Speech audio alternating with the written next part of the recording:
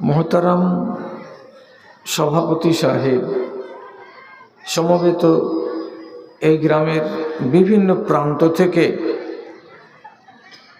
মসজিদের এক রাশ ভালোবাসাকে বুকে নিয়ে ও ঈমানি জজবাকে সাথে নিয়ে উপস্থিত বিভিন্ন শ্রেণীর আমার ছোট বড়, ধনী গরিব, শিক্ষিত অশিক্ষিত ভাই বন্ধুগণ, সেই সাথে আড়ালে স্ক্রিনের সামনে বসে থাকা আমার স্নেহের মাতা ও ভগ্নীগণ,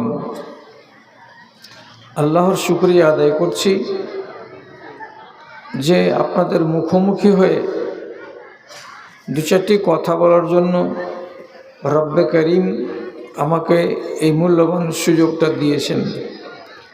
আমি এই জন্য আল্লাহ রাব্বুল আলামিনের শুকরগুজারি করছি এবং আপনিও শুকরগুজারি করুন এই উদ্দেশ্যে, এই অজুহাতে যে মহান আল্লাহ আজকের এই রাতটি আপনাদের জন্য অবশ্যই কল্যাণকর করেছেন, যে আপনি নিজের ব্যস্ত জীবনের সকল ব্যস্ততাকে ভুলে ফেলে এসেছেন এইখানে নিজের ঈমানটাকে একটু মেজে ঘষে চাকচিক্য করে নেবেন এই এক সুন্দর বাসনা ও কামনা নিয়ে। আমরা তাই আল্লাহ রাব্বুল আলামিনের বারগাহে উভয় পক্ষ শুকরগুজারি প্রকাশ করছি অন্তরের অন্তরস্থল থেকে মুহাব্বতের সাথে। আমি যেমন বলছি তেমনি আপনিও নিজের জায়গাতে একটু ছোট্ট করে যদি বলে নিতে পারেন, অসুবিধা নেই, মুহাব্বতের সাথে আলহামদুলিল্লাহ। তারপরে তার আখিরি রসুল রহমতুল্লিল আলামিন, বিপ্লবী জননেতা জনাবে মুহাম্মদুর রাসূলুল্লাহ সাল্লাল্লাহু আলাইহি ওয়াসাল্লামের উপর শত সহস্র দরুদ ও সালাম বর্ষিত হোক। আল্লাহুম্মা সাল্লি আলাইহি, আল্লাহুম্মা বারিক আলাইহি। বিরাদারান ইসলাম, আজকে প্রথমে যে আয়াতটি পড়েছি আমি, সেই আয়াত থেকে আলোচনার বিষয়বস্তু স্থির করে জরুরি কিছু কথা।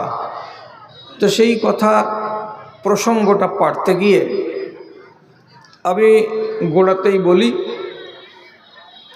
পৃথিবীতে যত মানুষ আমরা বেঁচে আছি, আমরা নিজেদের নফসের লাভ লোকসান সম্পর্কে সচেতন।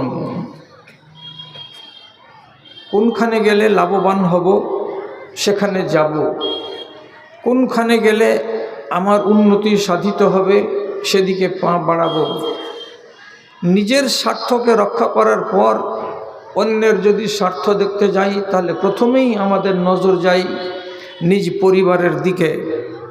কি এমন কাজ করব যে আমি যেমন সুখী দুধে ভাতে খাচ্ছি, আমার মরে যাওয়ার পরে আমার ছেলেপিলেরাও সেই রকম সুখে শান্তিতে দিন কাটাবে। কি এমন কাজ করে দিতে গেলে আমার বর্তমানে এবং আমার অবর্তমানে আমার ফ্যামিলি, আমার স্ত্রী, আমার ছেলেমেয়েরা স্বাচ্ছন্দ্যে জীবন গত করতে পারবে। তাদের জন্য আমাদের মরা, তাদের জন্য আমাদের বাঁচা। জমি জিরাত কিনি রক্তকে পানি করা টাকা দিয়ে, অথচ হয়তো এতটি জমি আমাকে লাগবে না, তবুও কিনি। কার জন্য কিনি? আমার উদ্দেশ্য হচ্ছে আমার পরিবার। পরিবারকে নিয়ে আমাদের ভাবনাটা খুব শক্ত। বাড়ি করি, হয়তো আমার টালির বাড়িতে জীবন গত হয়ে যাবে, আমার বয়স হয়ে গেছে 60-65 বছর, কিন্তু হাতে যখন পয়সা দেখি, সচ্ছলতা যখন সামনে থাকে, তখন পাকা বাড়ি করতে আরম্ভ করি। টাইলস বসানো বাড়ি, মোজাইক লাগানো বাড়ি, এবং একতলাতে মনের সন্তুষ্টি হয় না, তখন দ্বিতল বাড়ি করি এবং যাবতীয় রকমের সুখের সাজ সরঞ্জাম সেখানে আমরা ব্যবহার করি আর তার সুব্যবস্থা করি। কেন করি? আমি এবং আমার পরিবার যেন সুখে থাকে, শান্তিতে থাকে, এই চিন্তাটাই বেশি আমাদের। আমরা পরকে নিয়ে ভাবি না, পরকে নিয়ে ভাবার আমাদের সময় নেই। কিন্তু পৃথিবীতে এমন একজন মানুষ যিনি মহামানব, যার উপাধি আল্লাহ তাআলা দিয়েছেন রাহমাতুল্লিল আলামিন। তিনি এমনই একজন বিরল প্রজাতির মানুষ যিনি নিজের পরিবারকে নিয়ে চিন্তিত ছিলেন না। তিনার যতগুলো চিন্তা ছিল শুধু নিজের উম্মতকে নিয়েই চিন্তাটা ছিল। যে উম্মতগুলো সামনে বেঁচে ছিলেন তাদেরকে নিয়ে ভাবনা, এবং যে উম্মতেরা তখন পর্যন্ত দুনিয়াতে আবির্ভূত হননি, আগামী দিনে আসবেন, তাদেরকে নিয়েও রাসূলুল্লাহ সাল্লাল্লাহু আলাইহি সাল্লামের ভাবনা এবং চিন্তা। এই করে করে তিনি দুনিয়া ছেড়ে গেছেন। আপনি হয়তো একটু আপনার মনের সাথে উল্টা হবে যে আমরা যেমন পরিবারকে নিয়ে ভাবি তেমনি নবীজি কেন পরিবারকে নিয়ে ভাবলেন না? তিনি কি পরিবার বিমুখ ছিলেন? না, এ কথাটা নয়। কেন নয়? তিনি নিজের আলকে, নিজের আহালকে, নিজের পরিবারকে এমনটাই তালিম দিয়ে তাদেরকে সজ্জিত করতে পেরেছিলেন যে তাদের ভবিষ্যৎ সম্পর্কে, আখেরাত সম্পর্কে রাসূল কারীমের মাথাতে বোঝা ছিল না। এই জন্য এই দিক দিয়ে তিনি চিন্তামুক্ত মানুষ।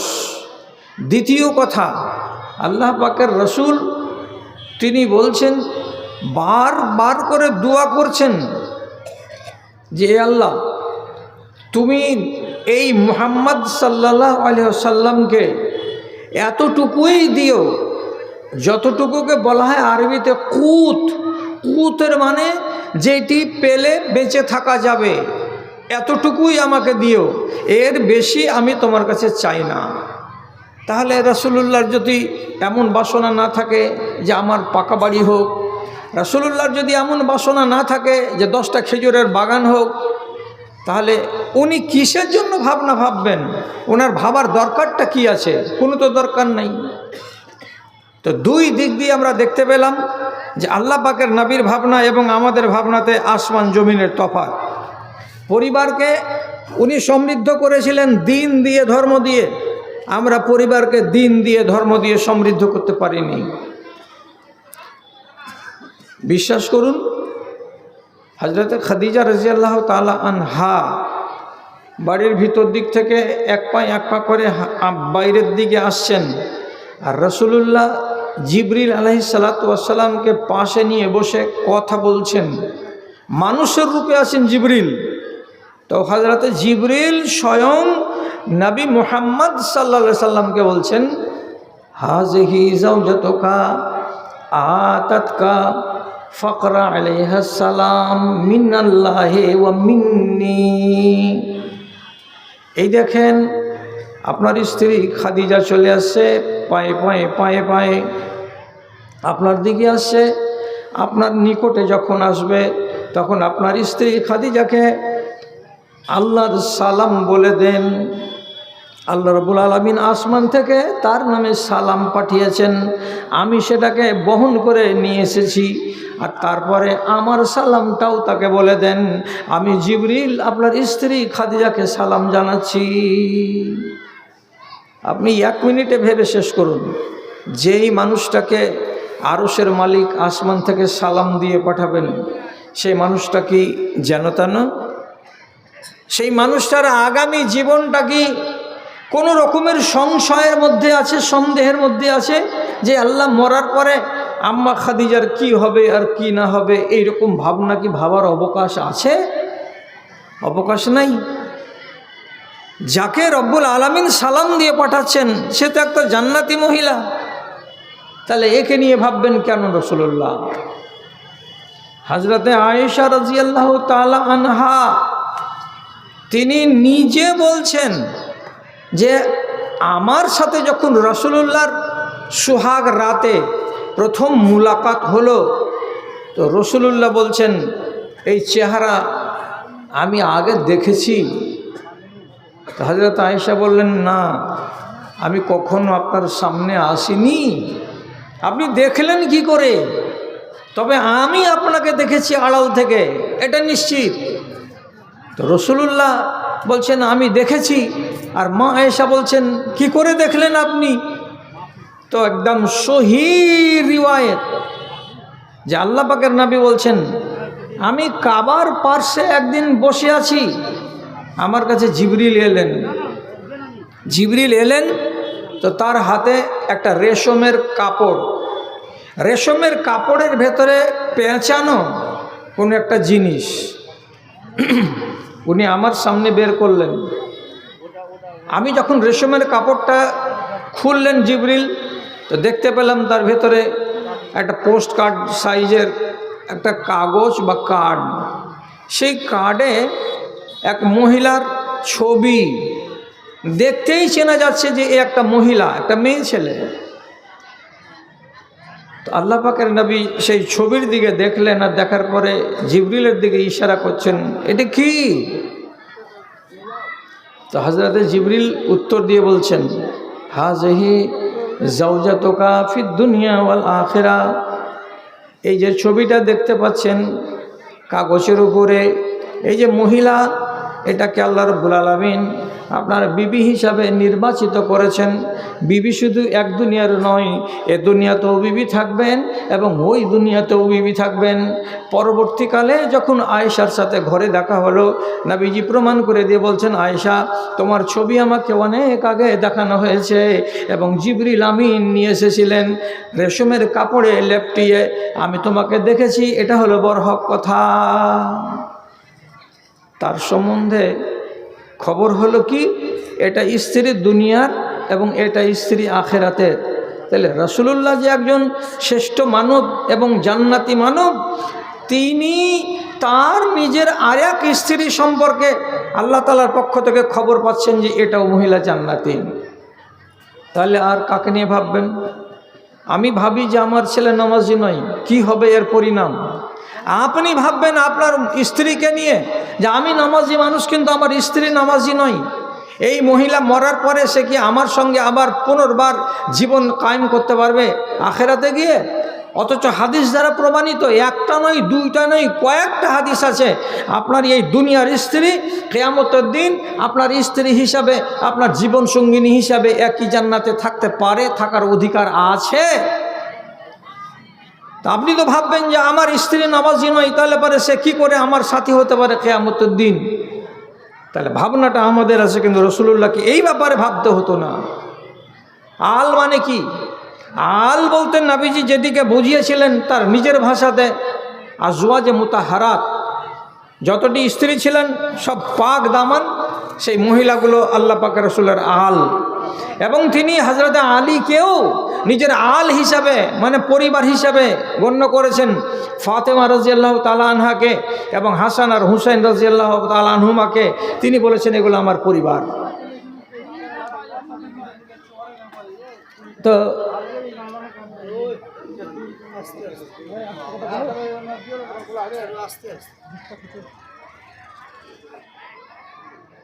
তো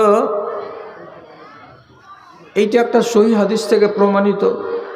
রাসূল ফজরের নামাজ পড়ার পর একদিন হঠাৎ বললেন, তোমরা বসো, আমি আমার সাহাবীদের কাউরি জান্নাত দেখে এসেছি আজকে, আমি বর্ণনা করব।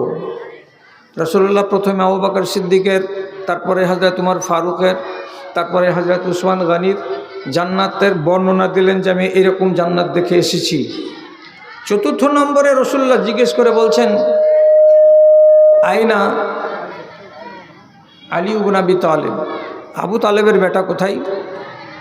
আবু তালেবের বেটা বলতে আলী কোথায় রাদিয়াল্লাহু তাআলা আনহু?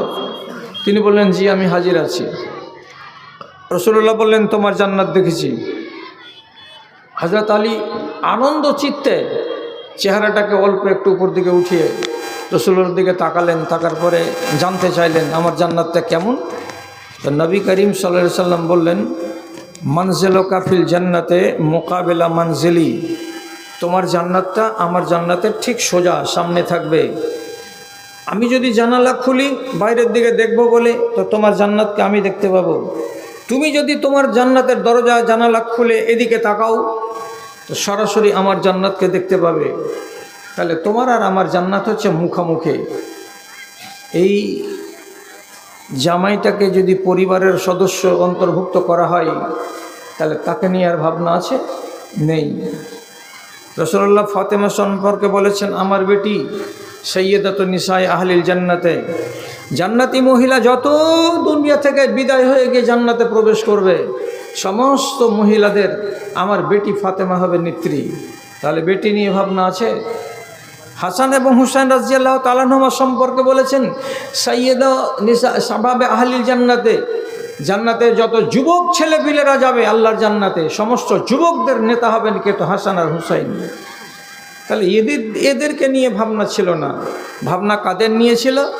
আপনাকে নিয়েছিল, আপনাকে নিয়েছিল, আপনার গ্রামকে, আমার গ্রামকে, সারা দুনিয়ার মুসলমানগুলোকে নিয়েই নবীজির ভাবনাটা ছিল। জীবদ্দশাতেও ভাবনা এবং আখিরাতেও ভাবনা। কি প্রমাণ দেব? একদিন রাসূলুল্লাহর উপর একটি আয়াত নাযিল হলো, যে আয়াতটিকে দুবা হিসাবে ব্যবহার করেছেন হযরত ঈসা আলাইহিস সালাম। সেইটাকেই আল্লাহ রাব্বুল আলামিন আমার নবীর উপরে প্রেরণ করলেন, নাযিল করলেন। আয়াতটা কি? রাসূলুল্লাহ যেদিন জানতে পাচ্ছেন প্রথম, আয়াতটাতে বলা হচ্ছে, ইন তুআযিবহুম ফাইন্নাহুম ইবাদুকা ওয়া ইন তাগফির লাহুম ফাইন্নাকা আনতাল আজিজুল হাকীম। নবী ঈসা দোয়া করেছেন, হে আল্লাহ, আমার উম্মতিরা একটা ভুল করেছে। সেটা ভুল কি করেছে? তোমাকে একাই আল্লাহ বলে মানেনি, তোমার সাথে সাথে আমাকে তোমার ছেলে বানিয়ে দিয়েছে এবং আমার মাকে তোমার স্ত্রী বানিয়ে দিয়েছে। দেওয়ার পরে এরা তিনজনকে একত্রে আল্লাহ বলেছে। এত বড় ভুল তারা করেছে, এরা আমার উম্মত। এই উম্মতেরা তো সাজা পাবে, এদেরকে তো আযাবে গ্রেফতার করা হবে। তার জন্য আমি দোয়া করে বলছি, আল্লাহ, এদেরকে তুমি যদি আযাব দাও তাহলে তোমারই বান্দা, নিজের বান্দাকে তুমি আযাব দেবে। আর তুমি যদি মাফ করে দাও রব্বুল আলামিন, তো তাহলে তোমার নাম গাফুরুর রহিম। কে তোমাকে বাধা দিতে যায়? কেন তুমি তাদেরকে মাফ করলে?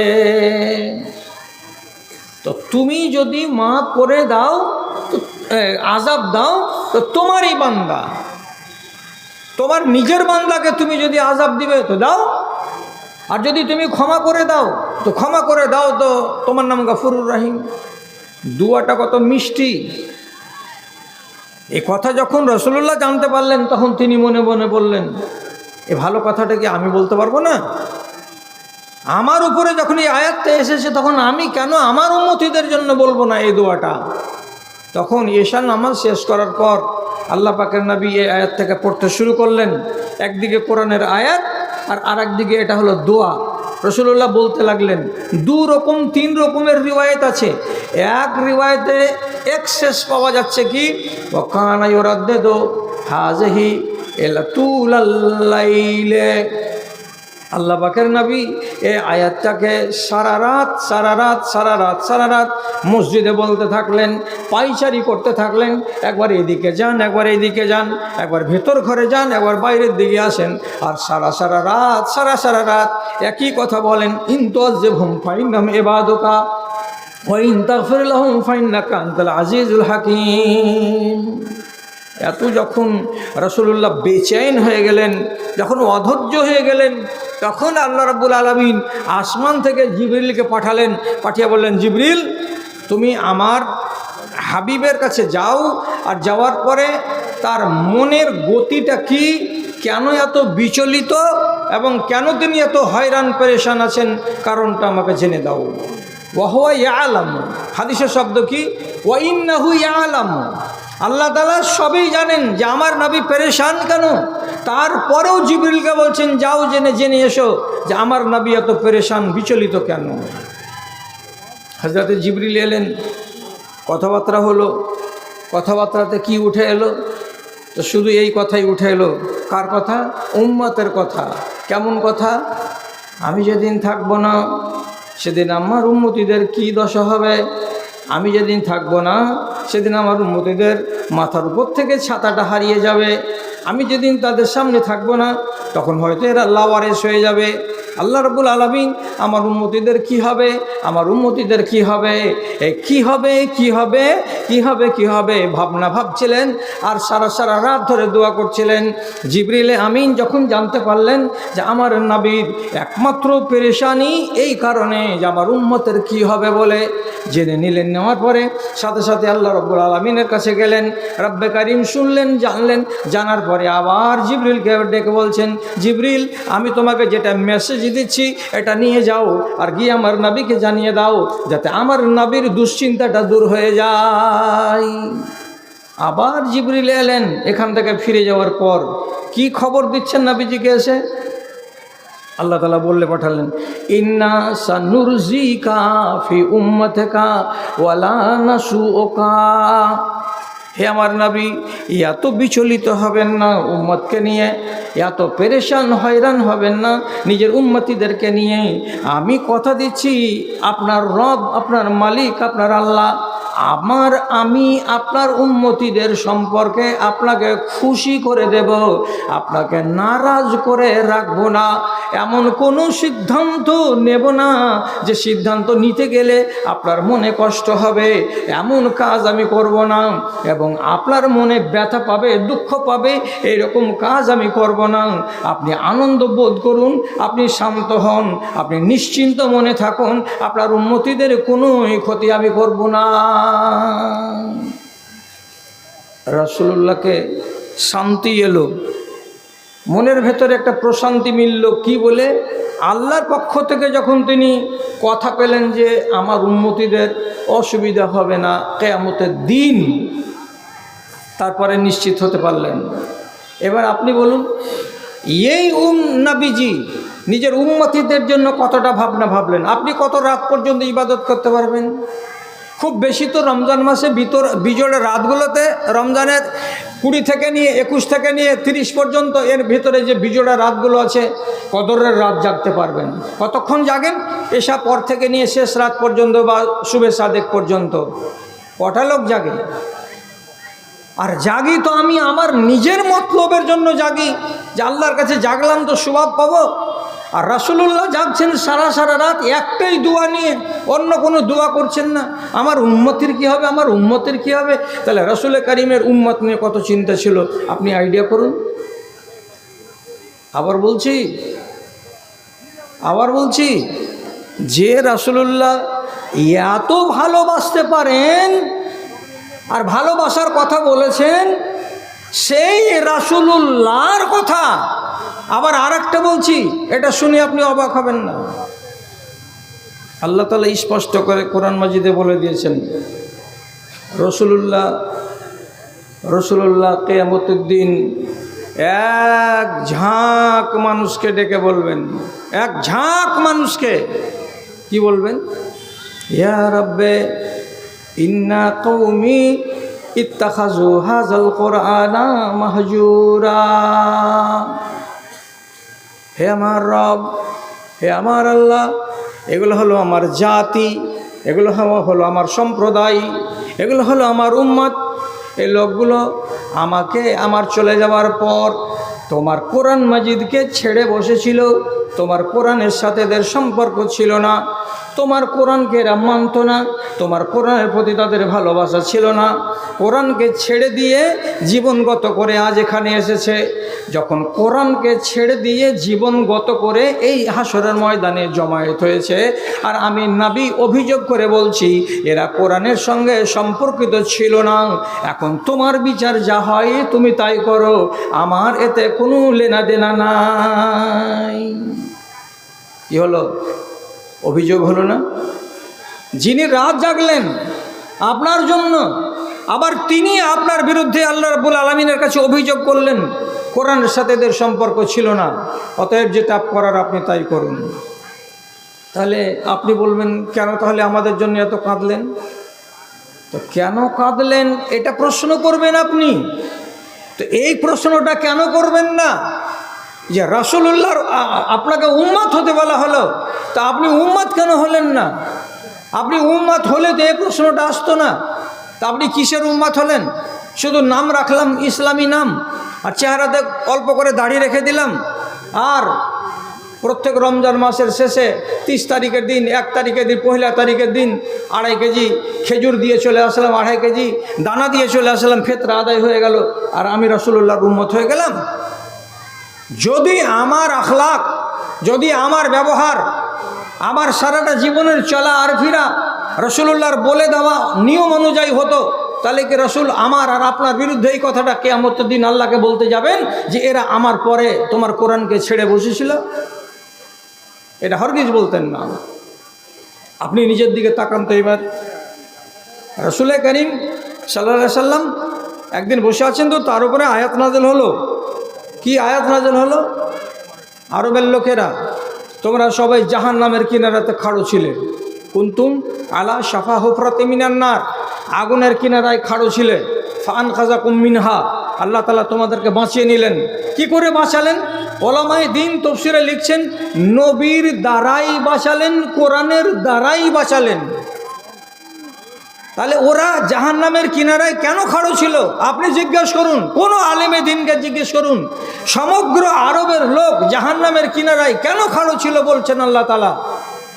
এমন কাজের সঙ্গে তারা জড়িত ছিল, ওই কাজ থেকে যদি সরে না আসে আর ওই হালাতে যদি মরে যায়, তাহলে ওরা জাহান্নামে নিশ্চিত যাবে, এরা জাহান্নামের লোকড়ি। এই জন্য আল্লাহ রাব্বুল আলামিন মেজরিটি% লোককে ডেকে বলেছিলেন, তোমরা সব জাহান্নামের কিনারাতে খাড়ো ছিলে, তোমাদেরকে বাঁচানো হলো কার দ্বারাই? তো নবীর দ্বারাই। আর কার দ্বারাই? তো কোরআন মাজিদের দ্বারাই। এখন আপনাকে যদি বলি ওরা কি কি আমল এমন করতো যে তারা জাহান্নামের কিনারায় দাঁড়িয়েছিল, আল্লামা আব্দুল ওয়াহাব নাজদি রাহিমাহুল্লাহ, ওনার একটা কিতাব আছে আল মাসাইলুল জাহেলিয়া আল্লাতি খালাফা ফিহার রসুল। 100টা মশলা তিনি বর্ণনা করেছেন ওই কিতাবটাতে, যেই কিতাবের ভেতরে 100টা মশলা আছে। 100টা মশলা নবীজির নবী হওয়ার আগে আরব দেশের লোকেদের মধ্যে তার প্রচলন ছিল, আর সবটাই ছিল বাতিল, আর সবটাই ছিল গুমরা, একটাও ভালো ছিল না। আপনি নিজে এবার ফয়সালা করে বলুন, একটা মানুষ মদ খেতে খেতে মরে যাবে, ও জীবনে জান্নাতের মুখ দেখতে পাবে? হরগিজ পাবে না। একটা মানুষ রাস্তাকে আলগিয়ে মানুষকে কতল করে দিয়ে মাল লুট করে নিয়ে জীবন পার করবে, এ মানুষটা জীবনে মরার পরে আল্লাহর জান্নাতের মুখ দেখতে পাবে? জীবনে পাবে না। যেই লোকটা নিজের বাড়িতে মেয়ে ছেলেকে নাচাবে আর ওর হাত থেকে পেয়ালাতে করে মদ নিবে আর পান করবে আর হেলান দিয়ে শুয়ে থাকবে, আর মেয়ে ছেলেটা গান গাইবে সারাদিন সারা রাত, এইগুলো যারা নৌটাঙ্কি করে, আর এই করতে করতে যদি কোনো মানুষ মরে যায়, আপনি বলুন যে এই মানুষটা কি জান্নাতে যাবে? জীবনে যেতে পারবে না। একটা মহিলা, সে যদি বিয়ে করার আগে 10 জন পুরুষের কাছে গমন করে, 10 জন পুরুষের কাছে গমন করাটা তার বাবা সমর্থন করবে, আর ওই রীতির মাধ্যম দিয়েই মেয়ে ছেলেটি গর্ভবতী হবে। আর মেয়ে ছেলে গর্ভবতী হওয়ার পরে 10টা ছেলের মধ্যে থেকে কোনো একটা ছেলেকে তার স্বামী হিসাবে চিহ্নিত করে বাকি 9টা ছেলেকে ছেড়ে দেওয়া হবে। আপনি বলুন, এই সমস্ত পাপ কর্মের সঙ্গে যারা জড়িয়ে আছে, সে সমস্ত লোকগুলো ওই হালাতে মরে গেলে তারা জান্নাত যাবে? তাহলে আরব দেশের মেজরিটি% লোক এরা ছিল কুসংস্কারে ডুবে। তার জন্য আল্লাহ তাআলা কোরআনে বলছেন, কুনতুম আলা শাফা হুফরাতিন মিনান নার, তোমরা আগুনের দোরগোড়ায় দাঁড়িয়েছিলে, আল্লাহ রাব্বুল আলামিন তোমাদেরকে বাঁচালেন। আমার সদ্য মাওলানাকে জিজ্ঞেস করবেন ফুরসাত টাইমে, 3টা লোকের নাম পাওয়া যাচ্ছে বুখারী শরীফে। এই 3টা লোক জাহিলিয়াতের যুগে এরা মদ পান করেন, আর জাহিলিয়াতের যুগের কোনো মানুষের জবাই করা বকরি, ছাগল, উটের মাংস এরা খায়নি, এবং এরা জীবনে কোনো দিন মূর্তির পূজা করেনি। একটা লোকের নাম আছে যায়েদ ইবনে আমর, একটা লোকের নাম আছে আব্দুল্লাহ বিন জাহাশ, আর একটা লোকের নাম আছে ওয়ারকা বিন নওফাল। এরা দিন খুঁজে বেরিয়েছে, দিন কোথায়, দিন কোথায়, দিন কোথায় পাবো। দিন খুঁজে বেড়াতে বেড়াতে বেড়াতে বেড়াতে একজন তো মরেই গেল, দিন খুঁজতে গিয়ে দিন না পেয়ে নাসরানি হয়ে গেল, যে মরে গেল। আর একজন করলো কি, মরে তো যায়নি, নবী হওয়া পর্যন্ত ওয়ারকা বিন নওফাল বিদেশে গেল সিরিয়ার মাটিতে ধর্ম খুঁজতে। ধর্ম কোথায় পাবো কোথায় পাবো করতে করতে খ্রিস্টান ধর্মকে কবুল করে বাড়ি এলো। তৎক্ষণাৎ রাসূলুল্লাহ আত্মপ্রকাশ করলেন, কিন্তু তিনি মুসলমান হওয়ার সুযোগ পেলেন না। যায়েদ ইবনে আমর শুনেছিলেন যে মদিনাতে একজন নবী এসেছেন, যেই নবীর খোঁজ চালিয়ে যাচ্ছি, যে দিনের খোঁজ চালিয়ে যাচ্ছি। দৌড়ে দৌড়ে বিদেশ থেকে বাড়ি আসছিলেন, নসিবে আল্লাহ রাব্বুল আলামিন লেখেননি নবীর সাথে মোলাকাত। রাস্তাতে তাকে ছিনতাইবাজরা জীবন মেরে দিয়েছিল, তার সামানকে লুটে নিয়েছিল। এই 3টা লোকের নাম পেলাম, যারা মদ পান করেনি, যারা আল্লাহকে বাদ দিয়ে প্রতিমার পূজা করেনি, আর জাহেলিয়াতের যুগেও তারা ইব্রাহিম নবীর টিম করা ধর্মের উপরে কায়েম ছিল। বাদবাকি সমস্ত লোক ছিল গুমরাহিতে ডুবে। তাই জন্য আল্লাহ তাআলা বলছেন, তোমরা সবাই জাহান্নামের দোরগোড়ায় দাঁড়িয়েছিলে, তোমাদেরকে আমার কিতাব, তোমাদেরকে আমার নবী বাঁচিয়ে নিয়েছে। নবীর কথা শুনেছো, কোরআনের কথা মেনেছো, যার কারণে তোমরা আগুন থেকে বেঁচে গেলে। আমি আপনাদেরকে বেশি কড়া করে না বলে এ কথাটাই বলছি।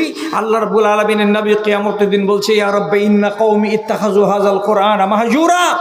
এই কওম আমার, এই জাতি আমার কোরআনকে ছেড়ে দিয়েছিল, কাজে এদের সাথে আমার কোনো লেনা দেনা নেই।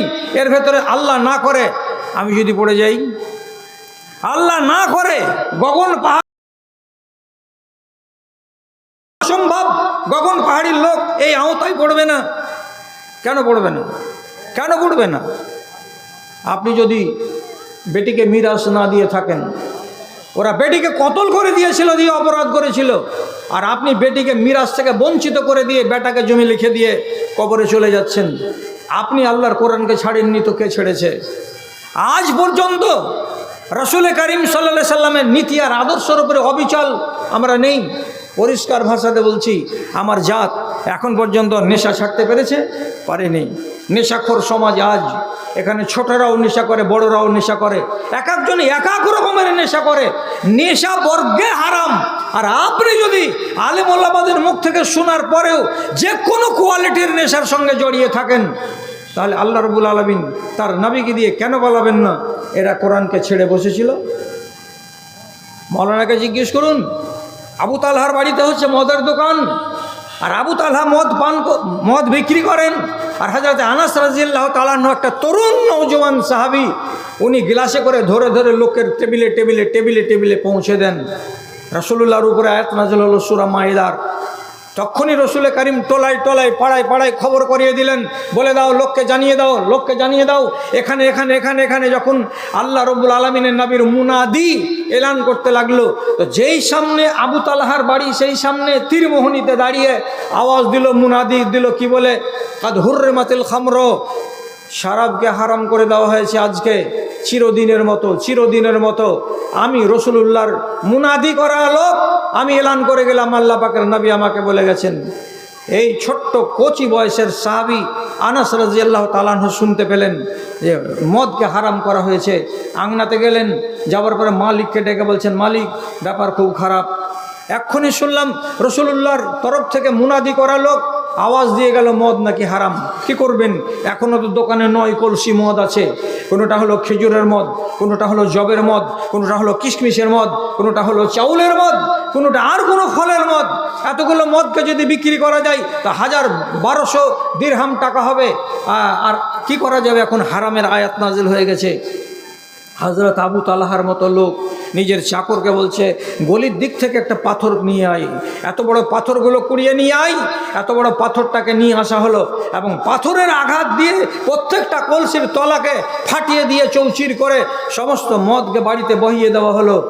তারপর দোকানের চেয়ার টেবিল আজ থেকে আর লাগবে না, দোকানের ঝাঁপটাটি আজ থেকে বন্ধ। বন্ধ তো বন্ধ, চিরতরের জন্য বন্ধ। মদ হারাম তো হারাম, আমরা এক লোকমা হারাম জিনিসের সেবন করব না, আমরা মদকে মুখে দিতে যাব না। সমস্ত লোকেরা এক বাক্যে ঘোষণা দিতে পারলো যে মদ হারাম, তো আমরা তার ধারে কাছে যাব না। আমরা তাদেরই উম্মত। কয় নম্বর নসল? আমরা হলাম 33 নম্বর নসল। 1 2 3 4 করে আমার বাপ, তার বাপের বাপ, তার বাপের বাপ, আপনি গণনা করবেন 33 নম্বর গিয়ে পেয়ে যাবেন কাকে? আবু বকর সিদ্দিক এবং হযরত উমরকে, হযরত উসমানকে। তো সেই নসলের আমরা 33 নম্বর ধারা। আর আমরা আজকে আমাদের বাপ দাদাদের কথাকে রাখতে পারলাম না। ওরা হারামকে ত্যাগ করে দিয়ে খাঁটি মুমিনের পরিচয় দিল, আর আমি আর আপনি আজ পর্যন্ত নেশাকে সেবন করেই যাচ্ছি। আর তারপরে যদি আমি জিজ্ঞাসা করলাম, কিয়ামতের দিন যদি আল্লাহ তাআলার নবীর আঙুল উঠে যায় আপনার দিকে, আল্লাহ এগুলো তোমার বান্দা নয় কেন? যে আমার মরার পরে এরা তোমার কোরআনকে ছেড়ে বসেছিল, কতখানি মিথ্যা হবে? আমার বিবেক বলছে এটা মিথ্যা হবে না। নিজেকে বদলান।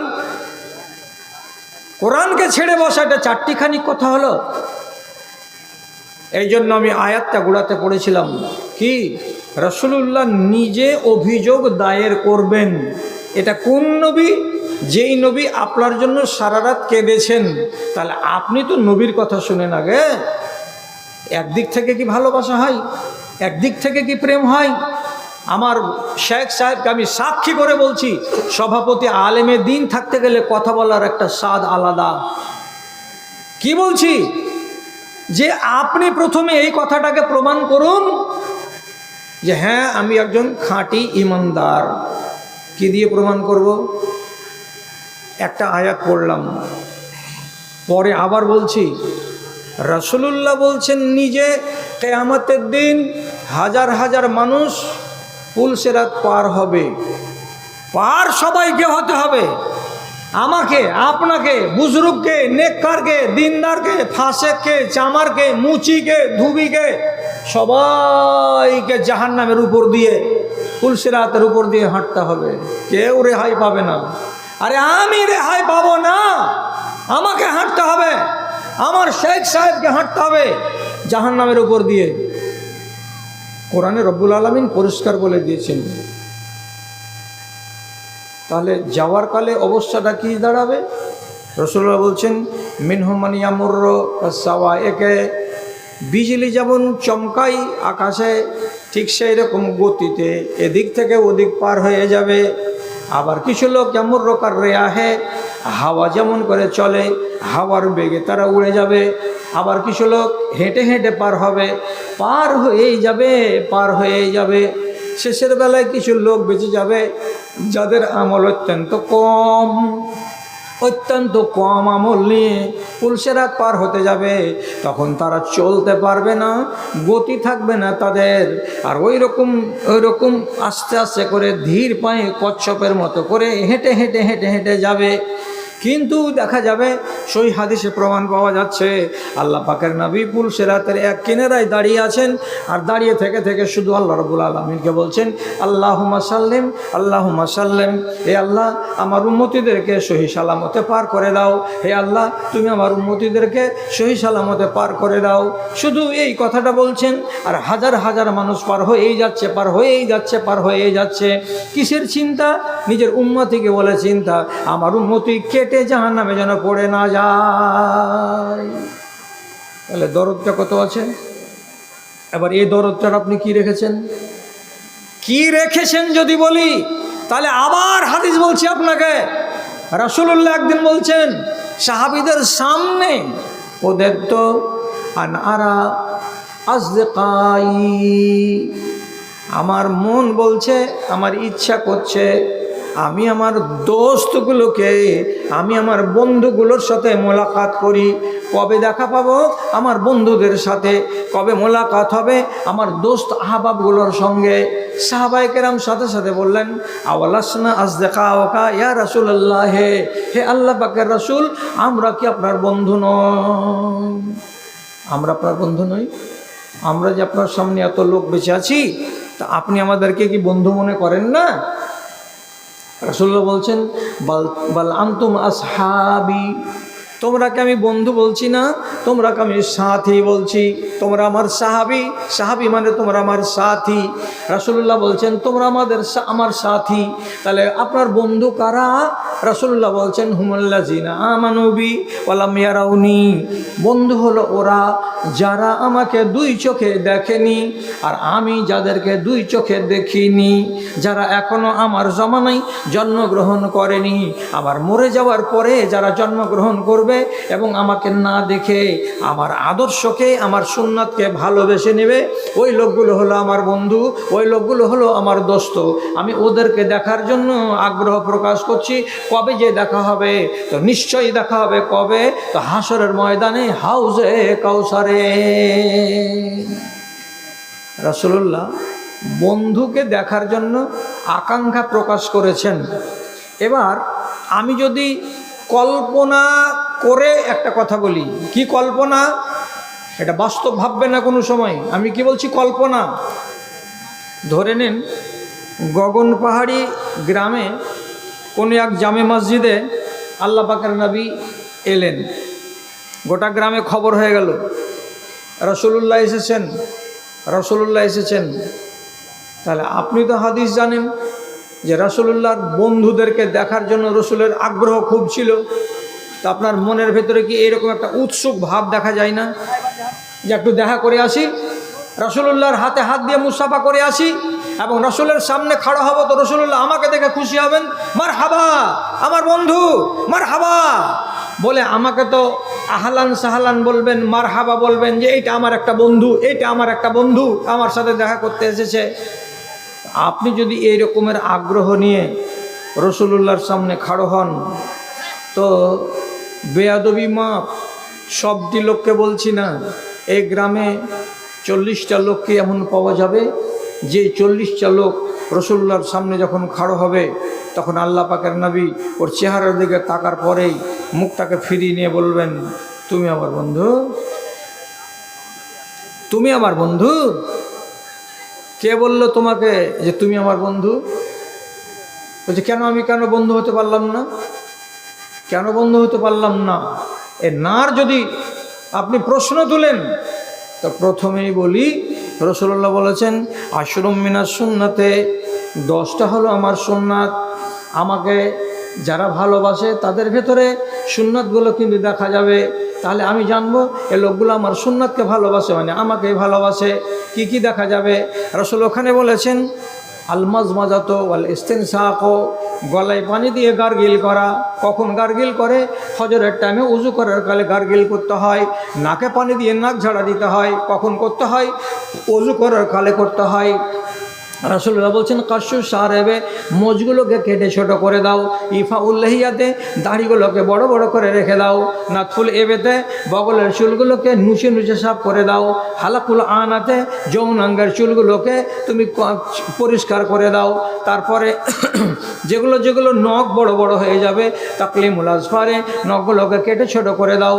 তারপরে রাসূলুল্লাহ বলছেন ওয়াল খেতান, বাড়িতে যদি বেটা ছেলে জন্মগ্রহণ করে তো বাচ্চাটা তোমরা খাতনা আদায় করে দাও। এই 10টা হলো আমার সুন্নাত, এগুলো হলো আমার সুন্নাত। সব দিকে রাখেন। একটাকে যদি রাসূলুল্লাহ ধরে নিয়ে বলেন নাম কি? ইনজামামুল হক, বয়স কত? 24 বছর। চেহারা সাপ কেন? যদি চেহারা সাপ দেখা যায় আর আপনি মুসাফা করতে এসেছেন কি বলে? যে রাসূলুল্লাহ আগ্রহ প্রকাশ করেছেন যে আমি বন্ধুদেরকে দেখব, তা আমি দেখা করে আসি, তাহলে আপনার মতো লোকটাকে দেখে আল্লাহ রসুলের মনটা জুড়াবে না? জুড়াবে না।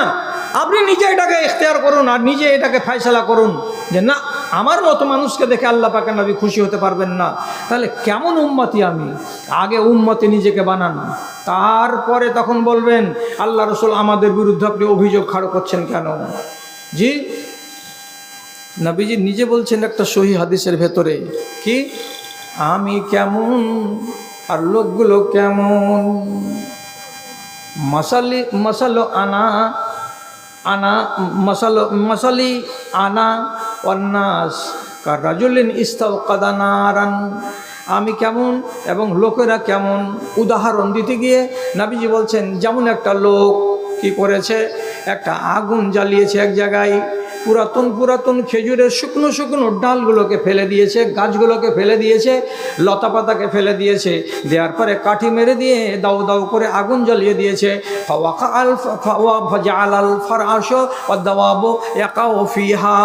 যখন আগুন জ্বলতে লাগলো তখন চারিদিক থেকে এত বড় বড় পোকা, প্রজাপতি, ফুদকি আর ছোট ছোট ছোট ছোট প্রাণীগুলো এসে এসে এসে এসে পড়তে লাগলো। তখন ওই লোকটা বলছে হায় আল্লাহ, কি করলাম? আগুন কেন জ্বালালাম?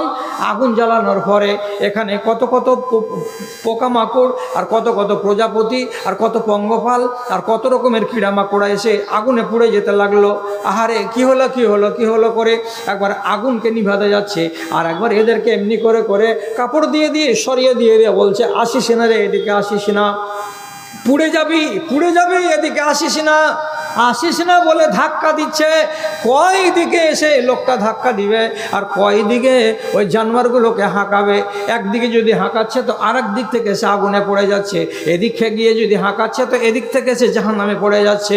ঠিক এইরকম রাসূলুল্লাহ বলছেন আনা বে হাজাজকুম আনিন নারে ওয়ান নাসু ইয়াক্তাহিমুনা ফিহা। মানুষেরা কেমন হয়েছে? ঠিক ওই রকমই আগুনে পড়ে যাওয়া পঙ্গপালগুলোর মতো হয়েছে। আমি ওদেরকে বারবার করে বলছি, ওরে তোমরা আগুনের দিকে যেও না, আগুনের দিকে যেও না, মানে যে কাজ তোমাকে আগুনে ভরে দেবে সেই কাজ তুমি করিও না, সে কাজ তুমি করিও না। কিন্তু মানুষেরা শুনছে না, ওইগুলোই কাজ করে যাচ্ছে। যেগুলো কাজ করতে গেলে তাকে জাহান্নামে পুরে দেওয়া হবে। আর আমি কিনারায় দাঁড়িয়ে দাঁড়িয়ে লোককে সাবধান করতেই আছি, ও মানুষেরা এটা কাজ করিও না, না হলে আগুনে পুড়ে যাবে, এটা কাজ করিও না, না হলে আগুনে পুড়ে যাবে। কিন্তু মানুষেরা কথা শোনে না, যেমন ওই পঙ্গপালগুলো কথা বুঝে না।